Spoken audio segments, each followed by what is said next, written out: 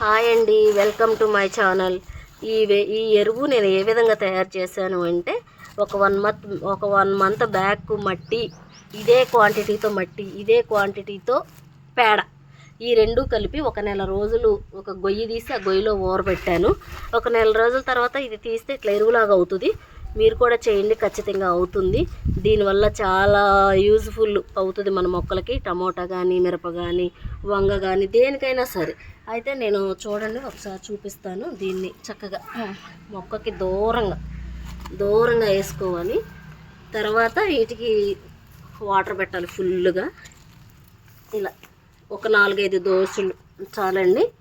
ఇట్లా పోసిన తర్వాత దీన్ని మొత్తం మట్టిలో ఇలా వేసేసుకుని వాటర్ వేస్తే ఈ మొక్కకు అందుతుంది. ఇదంతా ఈ ఎరువంతా మొక్కకు అందుద్ది. అదేవిధంగా ప్రతి మొక్కను కూడా ఇలాగే చేసుకోవాలి.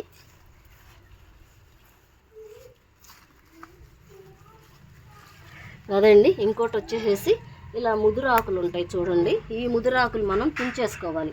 ఎందుకు తుంచుతున్నాము అంటే దీని ప్లేస్లో ఇలా చూడండి, ఈ చిన్న కొమ్మకి ఎంత పోత వచ్చిందో చూడండి. ఇవన్నీ ఇలా వస్తుంది. ఇలా ప్రతి ముదురాకులు, పండిపోయిన ఆకులు మనం ఇలా ఉంచకూడదు.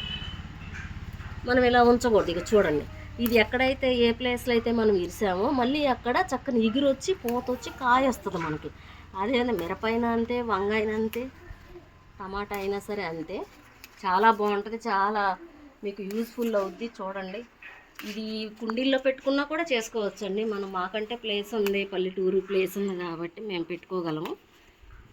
కుండీల్లో వేసుకున్నా కూడా మీరు ఇంతే చేసుకోవచ్చండి. ప్రతి మొక్కకి ఇలా చూడండి పండాకులు ఉన్నాయి, అవి తీసేయండి. చూడండి ఎన్ని వచ్చినాయో చూడండి మీరు. ఇవిగండి ఇవన్నీ నేను ఆకులు తుంచిన తర్వాతే ఎక్కువ పిందెలు వచ్చినాయండి.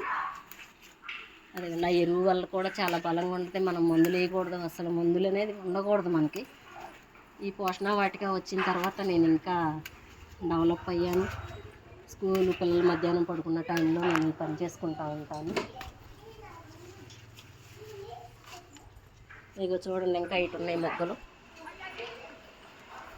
ఇవ్వండి, ఇవన్నీ నేను ఎరువు తయారు చేసుకున్న తర్వాతే బాగా వచ్చాయండి.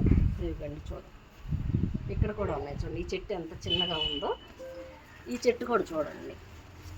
చూడండి ఇవిగండి పిందెలు చూడండి ఎన్ని ఉన్నాయో. ఇవిగండి ఇలా వస్తాయి. మనం ఆకులు తుంచటం వల్ల మరియు అది ఎరువు వేయటం వల్ల ఇలా వస్తుందండి. మీరు కూడా అలా చేసుకోండి. మరి ఇక చూడండి, ఇలా పండాకులు అసలు ఏం ఉంచొద్దు. మీరు ఇలా పండాకులు ఉంచొద్దు, పెద్దగా ఉన్న ముదురాకులు ఉంచొద్దు. చక్కగా వస్తాయండి మీకు, చాలా బాగుంటుంది. నేను ఇలా చెప్తున్నానని మీరు ఏమనుకోవద్దు. చూడండి, చాలా బాగుంటుంది. రిజల్ట్స్ మీకు ఖచ్చితంగా కనిపిస్తుంది. ఒక 10 డేస్ కానీ, ఒక 1 వీక్లో కానీ మీకు రిజల్ట్ వస్తుంది. ఎందుకంటే నేను చేశాను కాబట్టి మీకు చెప్తున్నాను. మీరు కూడా అలాగే చేసుకోండి. మరి అయితే నా వీడియో మీకు నచ్చినట్లయితే లైక్ చేయండి, షేర్ చేయండి, కామెంట్ చేయండి, సబ్స్క్రైబ్ చేయండి.